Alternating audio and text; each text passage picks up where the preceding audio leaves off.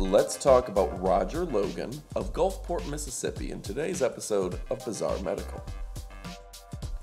Unable to walk, Roger spent years confined to an 8-foot room in a recliner chair.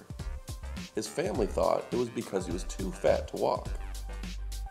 And although he may have been fat, his potential death sentence was this 130-pound tumor growing between his legs.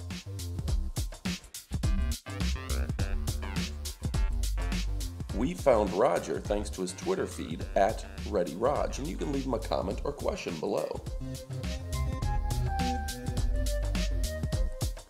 Doctors removed the benign tumor, but for years he claims that they told him it was just fat developing between his legs. Roger told reporters that the tumor started as an ingrown hair. His surgery went well, and he's currently on the road to recovery. Now, I've never personally heard of an ingrown hair resulting in a massive tumor like this, so go ahead and comment below. Could that be the cause of his 130-pound tumor? I'd be curious to hear from you. And please go ahead and subscribe for new, bizarre medical videos every single week. Thanks for watching.